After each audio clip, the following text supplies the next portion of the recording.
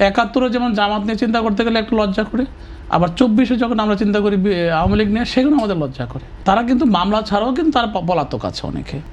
রাজনীতির মাঠে হোক আর গণতান্ত্রিক প্রক্রিয়ায় হোক, যে কোনো উপায় হোক, আমরা প্রত্যেকে আশা করি যে আমরা যখন বিরোধী দলে ছিলাম, বিভিন্ন হামলায় ছিলাম, গায়েবী মামলায় ছিলাম, তা আমরা সবাই জামিনের আশা করেছিলাম, তাই না? অনেক সময় আমাদের অনেক নেতাকে জামিন দেওয়া হতো না, বা আমরাও জামিনে ছিলাম, এখনও জামিনে আছে, যেহেতু মামলাগুলো এখনও নিষ্পত্তি হয়নি।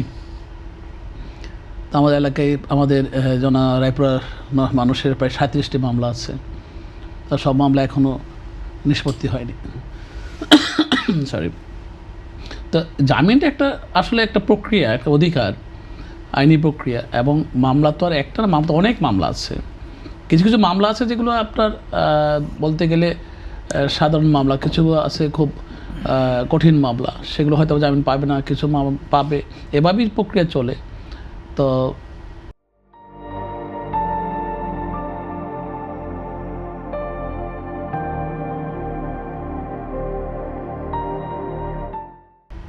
আলটিমেটলি জামিন পাওয়াটা তার অধিকার, সে অধিকারের আলোকেই যদি সে জামিন পায়, তাতে কোনো আসা যায় না। আমি মনে করি প্রত্যেকটা রাজনৈতিক কর্মীর বা নেতা তার জামিন পাওয়ার অধিকার আছে। ইভেন খুনের মামলার আসামি কিন্তু আমি দেখি জামিন পাই। আমরা ইয়াবা সব পাই, আসামি দলও দেখলাম যে কদিন পরে জামিন পেয়ে বেরিয়ে আসে, 7 দিন পরে বেরিয়ে চলে আসে। মানে এমন অবস্থা হয়ে গেছে যে মাদক নিয়ে ধরা পড়লো, তারাও জামিন পায়।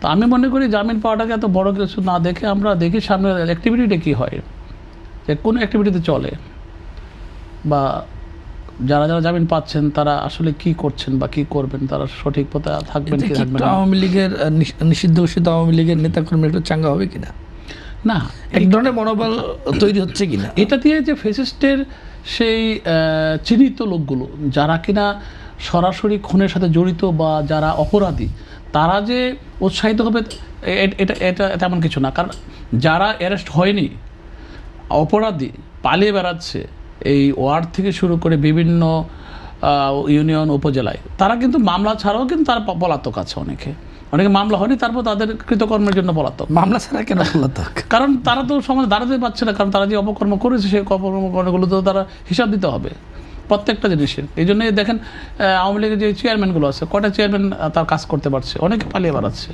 তো আসলে যারা প্রকৃত অপরাধী, তারা অবশ্যই আইনের আওতায় এসে তারা শাস্তি তাদেরকে পেতেই হবে, এবং জামিনের পরে হয়তো আবারও অ্যারেস্ট হয়ে যেতে পারে, সেটা কোনো না।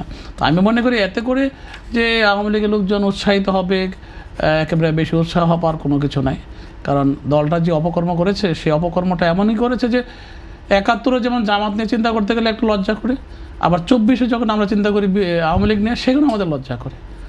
কারণ দুটা কিন্তু উভয় সংকট হয়ে গেছে এখন দেশের জন্য। এখন আমরা যেটা সবসময় বলে আসি যে একটা রাজনৈতিক দলের তো 100% লোক খারাপ না, সেখানে তো কিছু লোক ভালো আছে। যে ভালো মানুষগুলো আছে দলটার মধ্যে, সেই মানুষগুলোকে আপনি কি ফেলে দিবেন? আপনি তো দল করেন, আপনি জনগণের লোক।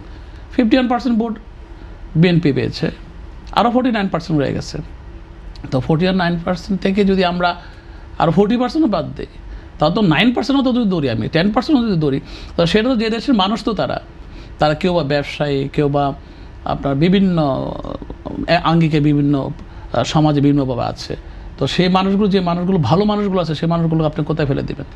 তো কাজেই একটা তকমা দিয়ে, আমরা যেমন একটা রাজাকার তকমা দিয়ে অনেকে দোষী করে ফেলি, যে প্রকৃত রাজাকার না, কিন্তু আসলে রাজাকার বানিয়ে ফেলি।